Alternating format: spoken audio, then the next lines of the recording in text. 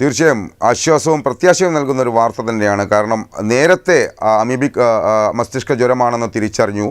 അതിൻ്റെ ഒരു സാധ്യതയിലേക്കാണ് കുട്ടിയുടെ ആരോഗ്യനില പോകുന്നതെന്ന് ഡോക്ടർമാർ തിരിച്ചറിയുന്നു. അതിനുള്ള ചികിത്സ കൊടുക്കുന്നു.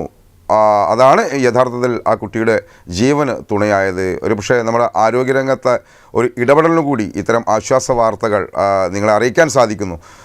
ഇനി ഇത്തരം രോഗം ആർക്കും പിടിപെടാതിരിക്കട്ടെ, ജാഗ്രത പാലിക്കണം എന്ന നിർദ്ദേശം നിങ്ങൾ കൃത്യമായി അത് പാലിച്ചുകൊണ്ടിരിക്കുക.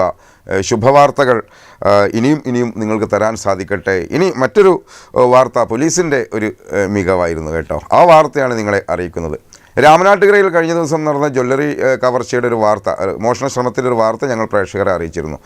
ആ കവർച്ചാ ശ്രമം നടത്തിയ അതിഥി തൊഴിലാളി പോലീസിൻ്റെ പിടിയിലായി.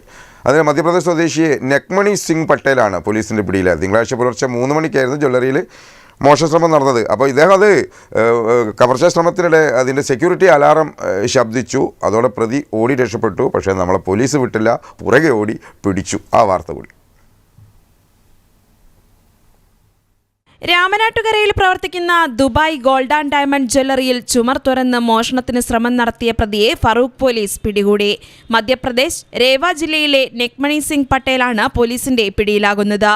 തിങ്കളാഴ്ച പുലർച്ചെ 3 മണിക്കായിരുന്നു സംഭവം.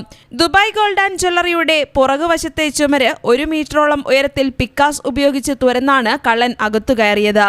ആഭരണങ്ങൾ സൂക്ഷിച്ച ലോക്കർ തകർക്കാൻ ശ്രമിക്കുന്നതിനിടെ അലാറം മുഴങ്ങുകയായിരുന്നു. ഉടൻ സെക്യൂരിറ്റി ജീവനക്കാരൻ ജ്വല്ലറിക്ക് അടുത്ത് താമസിക്കുന്ന മറ്റ് ജീവനക്കാരെയും ഉടമയെയും വിവരമറിയിക്കുകയായിരുന്നു. ജീവനക്കാരുൾപ്പെടെ അകത്തു നടത്തിയ പരിശോധനയിൽ കെട്ടിടത്തിന്റെ ഭിത്തി തുറന്നതായി കണ്ടെത്തി.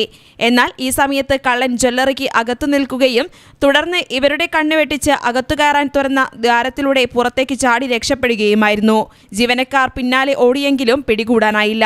തുടർന്ന് ഫറൂഖ് പോലീസ് നടത്തിയ അന്വേഷണത്തിലാണ് അതിഥി തൊഴിലാളി പിടിയിലാകുന്നത്. ചുമർ തുറക്കാൻ ഉപയോഗിച്ച പിക്കാസ് സംഭവസ്ഥലത്തു നിന്നും കണ്ടെത്തിയിട്ടുണ്ട്.